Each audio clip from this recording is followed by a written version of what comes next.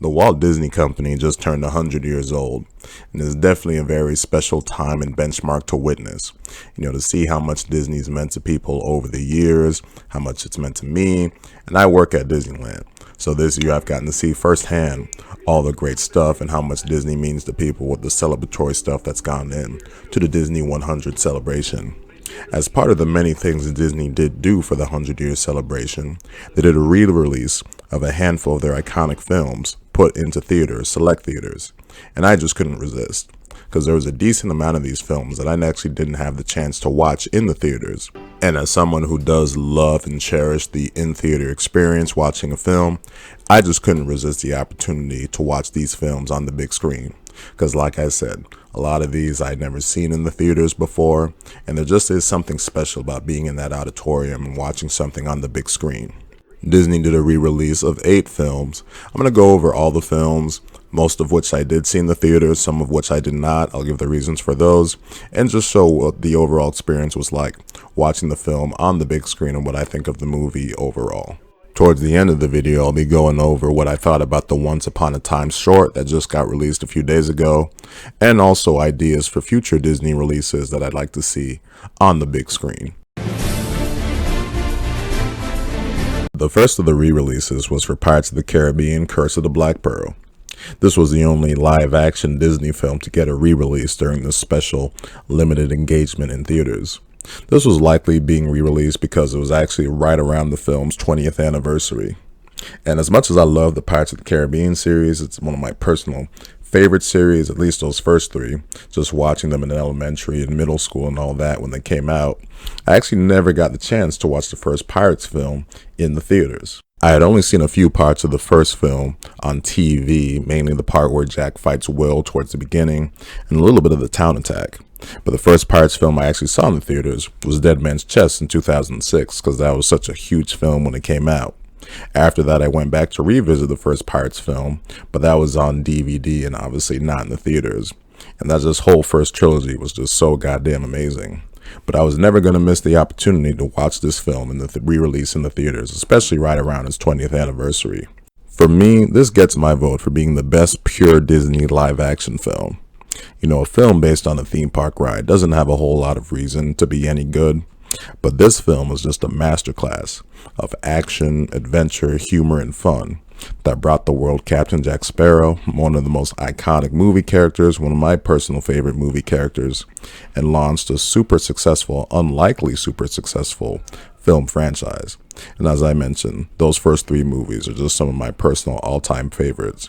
And the opportunity to watch the first film in the theaters, something I didn't get to experience in 2003, was just something I just could not resist. Couldn't resist, mate. The next 2 re-releases were for the first Toy Story and then the first Frozen, in that order. But I actually didn't end up watching either of these for this limited special engagement in the theaters. For whatever reason, I just didn't really have a whole lot of motivation to watch the first Toy Story in the theaters. In the end, though, I really do regret it. I do think the first Toy Story, being the first fully CG animated film, is something would have been worth watching in the theaters, and it is my personal favorite of the series. I think it's just an amazing, great story of friendship for Woody and Buzz. The character development is excellent. The ending section is excellent. And when Buzz actually flies, that part is just truly magical. And I hadn't watched the film since it turned 25 in 2020. So it was definitely due for a rewatch. So big regrets for me on this one. Maybe they'll re-release it again when Toy Story 5 comes out.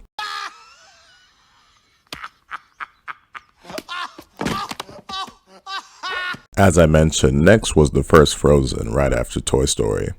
And I did want to see this in theaters because I actually never got the chance to watch the first Frozen in the theaters when it came out in 2013. For whatever reason, I just never got around to doing it.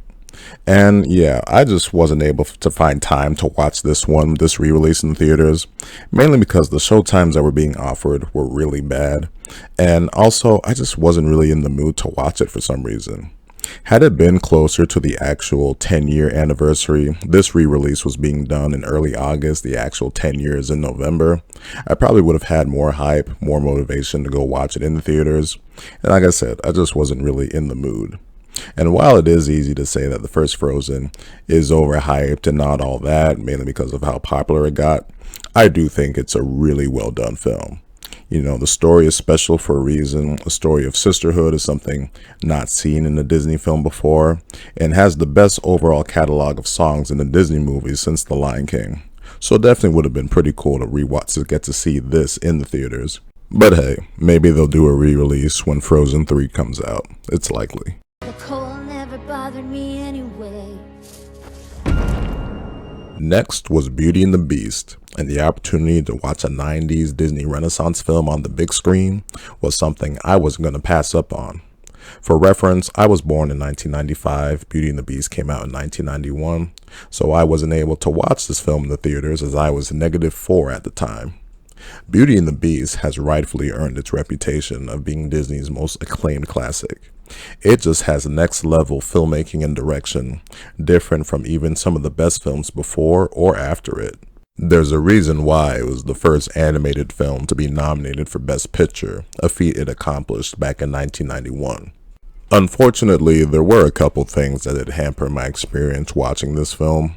For one, like Frozen that I mentioned, the showtimes that were being offered for this re-release just weren't very good, and the auditorium that I ended up watching the film in was relatively pretty small and kind of defeated the purpose of watching a re-release on the big screen.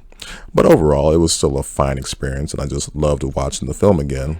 Except for two, the fucking baby that was non-stop crying for about 20 minutes until the parents finally took it outside. A note to parents when going to the movie theaters: people are paying to watch the film. No one's paying to listen to your baby cry for 20 fucking minutes, especially a re-release, which people wanting to get that big screen experience, and you ruin it by just having your baby in the theater crying nonstop. I was personally hoping that the Beast would come out of the screen and personally escort that baby and the parents out the auditorium. I'll give you a place to stay. But overall, this was still a great movie to watch on the big screen again, despite the things that hampered the experience.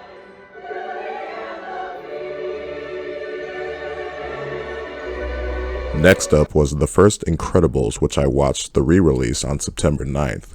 I did so because I actually didn't watch the first film in the theaters when it came out in 2004. The first Pixar film that I ever saw in the theaters was the first Cars in 2006, meaning that I missed out on watching other Pixar films in the theaters, like Toy Story 2, Monsters Inc., and Finding Nemo. I blame my parents for that one.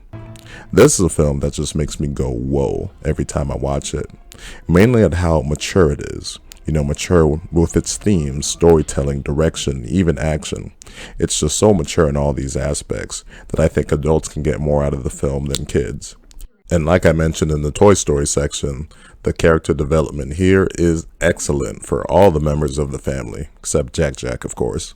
And something that has made this movie, which was already great, undeniably better, is how non-incredible the sequel was. It wasn't a terrible movie or anything like that, but given how long people were waiting for it, and when you compare its story to the first film's story, there's no comparison. The first film kicks the sequel's ass. The next re-release was an interesting one to do, and that was Coco. Now, I did watch Coco in the theaters when it came out in 2017, and that's part of the reason why I didn't go to watch the re-release, because in my opinion, it was just a little too soon.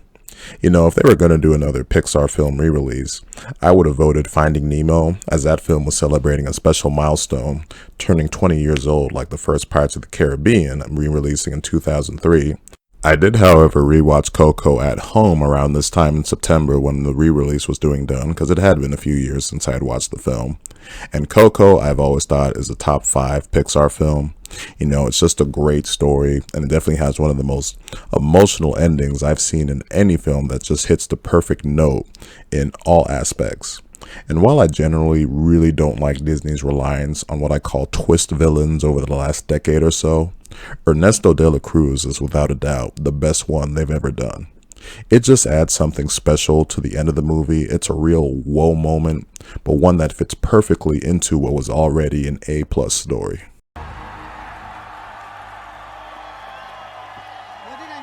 Next up was The Lion King, which I watched the re-release on September 29th. Like Beauty and the Beast, the opportunity to rewatch a 90s Disney Renaissance film on the big screen, something that could not go passed up. The Lion King is just such an epic story. You know, the first half of the film, Scar absolutely steals the show. He's always gotten my vote for being the best Disney villain, mainly because he succeeds at what his plan is, and he's just such a great personality, and the voice acting is just A+. And then the second half of the film is such an amazing character arc for Simba, leading to a great climax with fun characters, just adding to the overall experience. What was amazing about this re-release experience was how the audience who I was seeing the film with was obviously probably an audience who had seen the film before, like the other re-releases, but were still laughing and reacting to the film as if they were watching it for the first time when it had been released. It just showed me how much of a scene-stealing duo that Timon and Pumbaa are, and two, for why this film will forever be special for generations of audiences, decades and decades later.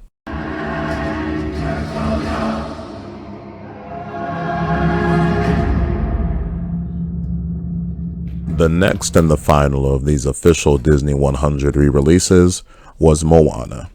Moana, like Coco, was released relatively recently, 2016 for Moana, 2017 for Coco.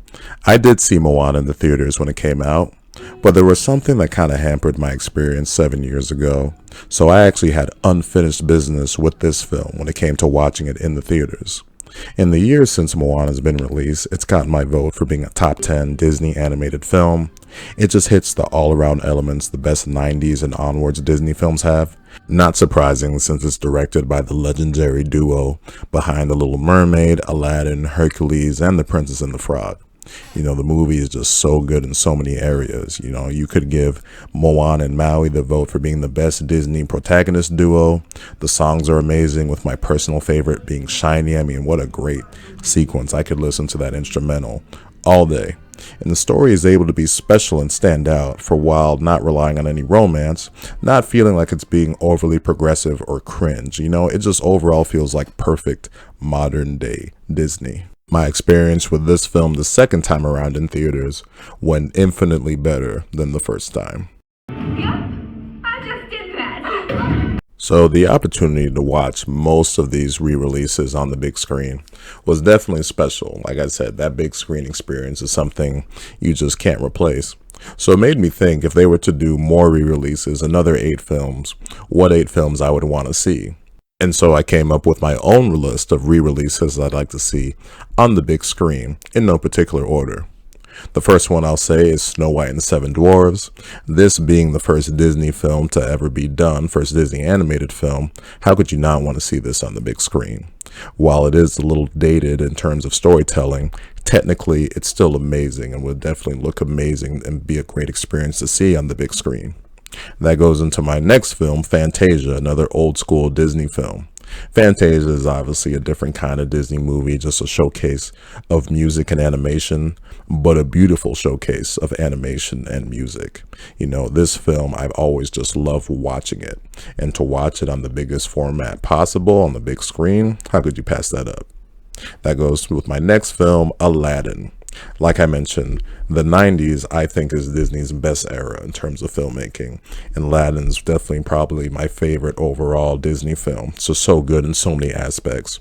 So like the experience of watching Beauty and the Beast and The Lion King on the big screen, that would go into watching Aladdin, probably my favorite overall Disney film. The next one will be Who Framed Roger Rabbit. This is obviously a live action film, but still counts as Disney, even though there's a whole bunch of studios that go into this film. Roger Rabbit, forget about just Disney in general, probably one of my favorite movie of all time. Disney, non-Disney, whatever. You know, technically it's so goddamn good. It's historic for all the characters from different studios it was able to bring together. And technically the movie is just amazing in terms of how it was put together. You know, the combination of the live action and the animation, the technical aspects, how it looks, how it's still so good, you know, 40 something or like 30 years later, 35 years later, to watch one of my all-time favorite movies on the big screen. Yeah, definitely got to put this on the list. We toads may act idiotic, but we're not stupid. Who Framed Roger Rabbit? Next that I came up with would be The Hunchback of Notre Dame, another 90s Disney film, but one that's definitely a great one for me. It stands out just because of how different it is, how mature, its dark themes. Definitely would want to see this on the big screen, especially for some of those standout sequences like the Festival of Fools section or Quasimodo's rescue of Esmeralda. That kind of goes into watching what I'll say next, Tarzan, released in 1999, the final film of the Disney Renaissance. In terms of just pure 2D animation, I think this is probably the best Disney film ever done. The fluidity of the movements, the background, some of the action sequences, like how he rescues Jane from the baboons and all that. Yeah, this would be a great one to watch on the big screen. For the technical elements, and like I said, and it's just a great movie overall. Next up, I came up with probably Finding Nemo. As I mentioned before, I didn't get to watch Finding Nemo on the big screen when it came out in 2003, so it'll be cool to watch this one. It's definitely another great Disney Pixar film. There's a lot of great adventure in the film. It's such a great tale, just a kind of roller coaster in terms of all the different elements. Marlin and Dory encounter as they're trying to find Nemo on that journey. It's definitely a really fun movie. And like I said, I wanted some diversity on this list, so if I had to choose a Pixar film, I'd put Finding Nemo. Now, it took me a bit to kind of come up with the next movie because I was thinking, what would I really want to see on the big screen? Like, as much as I like stuff like The Little Mermaid or some other things, like, do I really need to see it on the big screen? I'm not sure. So I actually came up with one that's like, oh, that actually would be good. And that is actually relatively recent Disney movie, Raya and the Last Dragon. I didn't get to see this on the big screen. This came out in March of 2021, and this was around when a lot of theaters, basically 90% of theaters, were still closed, and all the theaters were still closed in my area when this film got released. It did a kind of simultaneous releasing in the few theaters that were open, and then obviously releasing on Disney Plus that you had to pay for. And unfortunately, Raya and the Last Dragon, it's a great movie. Unfortunately, this got a little overlooked just because of when it came out. It wasn't able to be released in theaters. And it came out in the same year as Encanto, which Encanto ended up taking most of the spotlight later this year. But I actually think Raya and the Last Dragon is the superior Disney movie. It has a lot in common with Moana, which that's a great winning formula. It's a lot of great adventure, great action, different kind of storytelling and sort of story beats compared to other Disney films, but in a good way. You know, it still feels like good modern day Disney like Moana.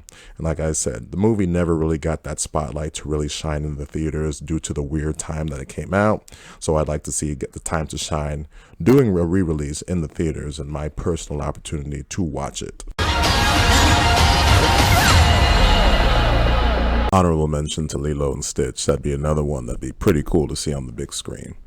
And finally, what I'll get into is that I was super excited to see the premiere of the new Disney short film, Once Upon a Studio. It's going to be a short celebrating the 100-year legacy of Disney animation. As soon as I saw a few promo pictures for this short, oh, I was hooked. I didn't even want to see a trailer. I just wanted to see it, immerse myself in all the fun stuff that was going to be in that short, seeing all of Disney come together. I was ready for the premiere of this short on ABC Sunday night, October 15th. But to my surprise, the day before, Saturday night on October 14th, when I went to go see the re-release of Moana, they played the short. I had no idea they were going to be doing this before. When the short started, immediately when I saw the imagery of the animation building with the Sorcerer Mickey hat, I immediately knew, oh shit, they're going to be playing the short in theaters, and that's actually a pretty cool way to see it. The whole gimmick behind this short was bringing together the entire roster of films and characters from Walt Disney Studio Animation together, meaning no Pixar, otherwise there would be a whole lot of characters and films to throw in this short. Now, this short was absolutely spectacular. Seeing all of these characters come together was so much fun to watch, and it was a real treat to see pure 2D animation with some of the characters that they had in this film, because obviously there's plenty of 2D Disney animated films out there from the past, and the quality of the 2D animation looked like it was ripped straight out of the film, so it looks so damn good. What was great about this short is that you have all of Disney coming together, meaning of course you have Mickey, Minnie, and the normal gang. But then of course you have the newer characters that get plenty of spotlight these days like Moana, Elsa, or Mirabelle. And of course the old school characters that get plenty of love like Peter Pan and Cinderella. But then you have those characters in films that don't get so much spotlight. And seeing these films and characters like stuff from The Rescuers, The Emperor's New Groove, so much stuff like that, these lesser known Disney movies. My personal favorite moment was seeing Jim Hawkins from Treasure Planet fly through on the solar board to where I was like, wow, they really are bringing all of Disney together. The lesser known stuff, the more known stuff, old school, new school, CGI, 2D, all of it coming together. They even managed to pay a nice tribute to characters whose voice actors had recently passed away, like Genie, Iago, and Ursula. Now, it would have been nice to see some Song of the South recognition, but it's not surprising that they didn't put any of those animated characters in the short. Would have been cool, though. The story itself has that Disney magic by the end. It's all of these characters looking to come together to take a 100-year celebration picture, but then of course things don't go right once you give Goofy the camera. But in the end, that Disney magic helps bring everything full circle, and that's a happy ending in traditional Disney story fashion. It's great. What this short reminded me of, though, is how criminal it still is that they haven't put Disney's House of Mouse on Disney+. Disney's House of Mouse is essentially what this short is trying to be, just a TV show back in the early 2000s where you had the entire roster of Disney animation come together in a nightclub type setting, just enjoying cartoons, enjoying food, servings, all of that kind of stuff. It was such a great show. One of the things that introduced me, made me love Disney, was House of Mouse and Kingdom Hearts, and the fact that that's not on Disney Plus yet, criminal. And I think it'd be even cooler now, seeing how successful and how much praise this short has gotten, maybe to do a House of Mouse reboot on Disney Plus. I don't know if you'd make it 2D or 3D, given how the legacy of Disney now over the last few decades is more CG animation. But regardless, either way they would go, that'd be pretty cool. But regardless, Disney's Once Upon a Studio was truly fantastic, a fantastic short. Probably, I can't think of two other things in the last decade or so that Disney's done that I like better than this. Maybe films like Moana or Coco. But yeah, this short, if you haven't gotten the chance to see it because it's truly great. So there you have it with my overview of some of the Disney 100 offerings that they've put in the theater over the last couple of months. As someone that cherishes the in-theater experience, getting the chance to watch some of these, the chance to watch them on the big screen was something that was a whole lot of fun. And hopefully they do more releases like this in the future, because my dumbass will definitely be in the theater paying to watch some of those films again. So that'll do it for this video. If you made it to the end, thank you for watching.